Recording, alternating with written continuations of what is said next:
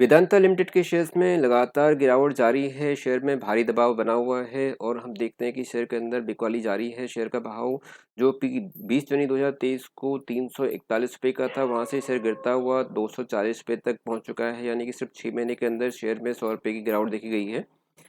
साथ ही बिलियनियर अनिल अग्रवाल ने कंपनी के अंदर अपनी 4.3% की हिस्सेदारी को एक ब्लॉक डील के साथ बेच दिया था, जिससे कि शेयर में और भी दबाव बन गया है।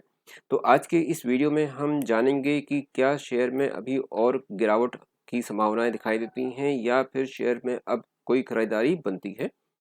तो इस वीडियो में मेरे साथ बने रहिए शुरू से लेकर अंत तक और जानेंगे कि शेयर में अभी एंट्री करने का समय आ गया है या हमें कुछ और इंतजार करना चाहिए। साथ ही यदि आप मेरे चैनल में नए हैं तो प्लीज़ मेरे चैनल को लाइक एंड सब्सक्राइब तो ज़रूर कीजिए।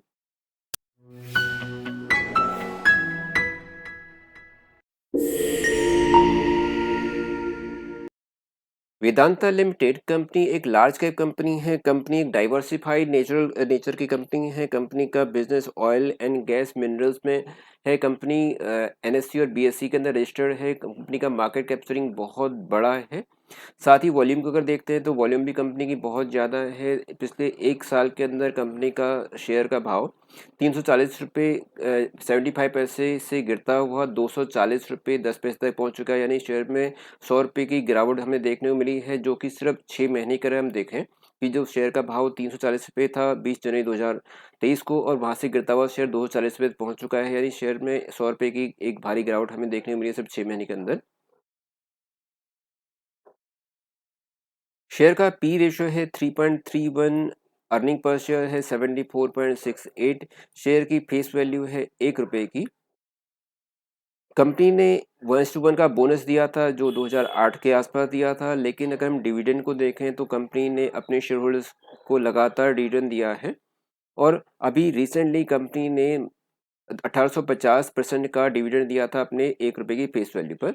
अगर हम डिविडेंड को देखते हैं तो डिविडेंड में कंपनी ने मई 2023 में 1850%, 2023 मार्च के अंदर 2050% का, जनवरी में 1250% का डिविडेंड दिया था। यानी टोटल करें तो कंपनी ने 2023 के अंदर करीब 5000% का डिविडेंड दिया था। यानी हर एक शेयर के ऊपर कंपनी ने 50 रुपये का डिविडेंड दिया है 2023 में। इससे पहले 2022 के अंदर भी कंपनी लगातार डिविडेंड देती आई है। तो एक साल के चार्ट को अगर हम एनालाइज करते तो हम देखेंगे कि शेयर का भाव जो कि 8 अगस्त 2022 को 256 रुपये के आसपास में था, वहां से शेयर बढ़ता हुआ ऊपर गया था और ये पहुंचा था अपने 332 रुपये पर, जो कि 31 जनवरी 2023 को था। वहां के बाद हम देख रहे हैं कि शेयर में लगातार एक भारी बिकवाली देखने को मिली थी। शेयर लगातार नीचे गिरता हुआ आया था।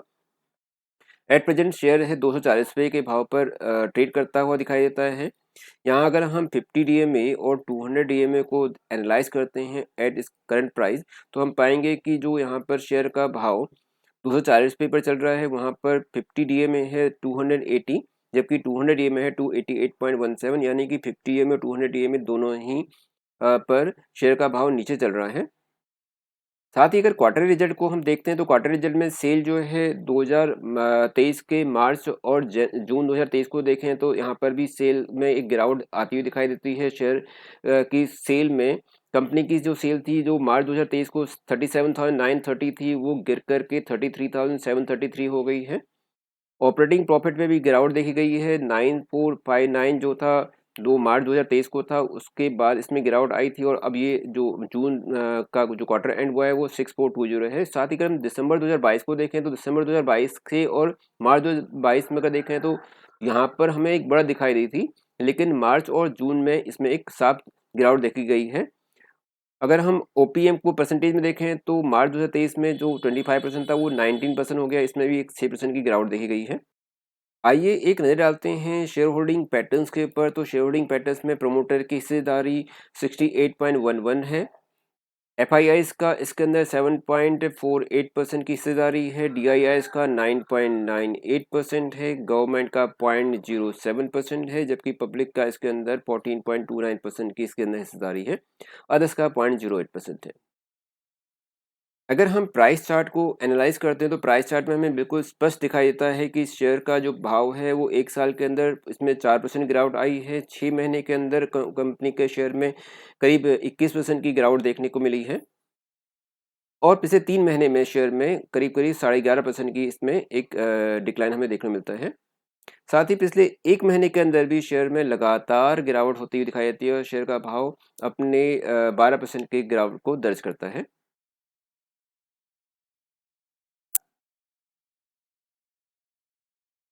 टेक्निकल एनालिसिस के अंदर भी शेयर में शॉर्ट टर्म के अंदर, मीडियम टर्म के अंदर और लॉन्ग टर्म के अंदर ये बेरिश में ही बना हुआ है शेयर। यानी शेयर्स में एक भारी जो दबाव है वो साफ रूप से दिखाई देता है।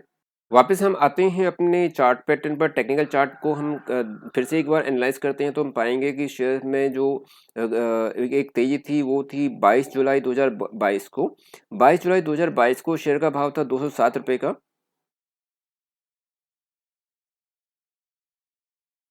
यहाँ हम देखेंगे कि 22 जुलाई 2022 को शेयर का भाव था 207 रुपये का, लेकिन यहाँ पर हम देखेंगे आरएसआई भी काफ़ी नीचे था। आरएसआई यहाँ पर शेयर को हम देखेंगे कि आरएसआई जो था वो 20 से नीचे था, यानी कि शेयर ओवरसोल्ड जोन में आ गया था। यहाँ से अगर हम इसको ड्रॉ करते हैं चार्ट पैटर्न को तो हम देखेंगे कि शेयर यहाँ से बढ़ता हुआ ऊपर पहुँचा था 207 रुपये से, जो कि 22 जुलाई 2022 को था। शेयर का भाव 207 से बढ़कर के ऊपर भागा था और शेयर पहुंचा था अपने 322 के पास, लेकिन उसमें फिर से एक हल्की गिरावट हमें देखने को मिली थी। शेयर में इसमें एक फिर से वापस एक डाउन ट्रेंड देखा गया था। शेयर नीचे आते हुए गिरा था 255 के आसपास में, लेकिन फिर भी यहाँ संभलता हुआ शेयर वापस ऊपर पहुंचा था और इसने अब हाई बनाया था अपना 341 रुपये का, जो था 20 जनवरी 2023 को।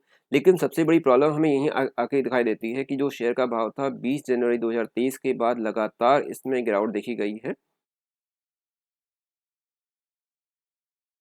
साथ ही अगर मैं यहाँ पे एक पर्टिकुलर जोन को आपको ड्रॉ करके दिखाता हूँ और इस बॉक्स में हम देखेंगे कि शेयर में यहाँ पर एक क्लियरली एक रेसिस्टेंस दिखाई देता है। शेयर मार्च से लेकर के अगस्त तक पूरे टाइम में 270 और 290 के आसपास ही इसी पर्टिकुलर जोन में ट्रेड करता हुआ दिखाई देता है। इवन अगर मैं इसको थोड़ा और ड्रॉ करता हूँ नीचे की ओर तो हम देखेंगे कि शेयर का भाव 270 और 286 के बीच में, यानी कि सिर्फ 16 रुपये के आसपास ही ट्रेड करता हुआ दिखाई देता है पूरे इस रेंज बाउंड में। तो हम देखेंगे कि करीब करीब 4.5 महीने का टाइम पीरियड हम देखें तो पूरे 4.5 महीने के टाइम पीरियड में शेयर में लगातार दबाव दिखाई देता है और शेयर का भाव इसी सर्टेन जोन में ट्रेड करता हो जाता है। लेकिन पिछले कुछ समय से हम देखेंगे कि शेयर में उसके बाद फिर से गिरावट देखी गई है।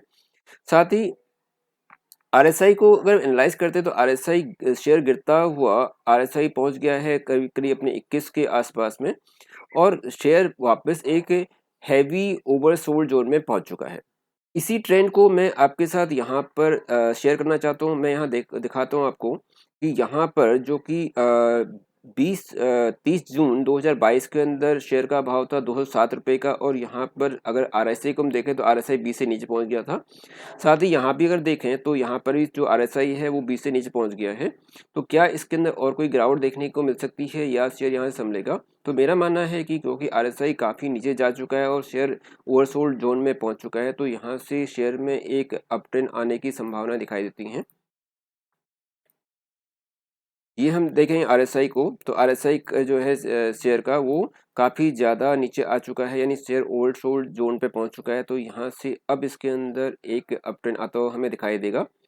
तो यहाँ से अगर शेयर में हम थोड़ा थोड़ा इन्वेस्टिंग करना शुरू कर देते हैं तो हो सकता है कि शेयर यहाँ से हमें एक शॉर्ट टर्म में रिटर्न देगा, जो कि 260 के आसपास हमें शॉर्ट टर्म में दिखाई देती है। तो 260 का हम एक शॉर्ट टर्म एक टारगेट मान के चलें और अगर हम इससे और आगे चलना चाहेंगे तो यहाँ से शेयर बढ़ता हुआ 280 तक पहुँच सकता है, जो कि अभी हम इसको 4 से 5 महीने का एक टाइम होरिजन लेके चलते हैं तो यहाँ से इस शेयर में एक अप ट्रेंड आता हुआ दिखाई दे सकता है।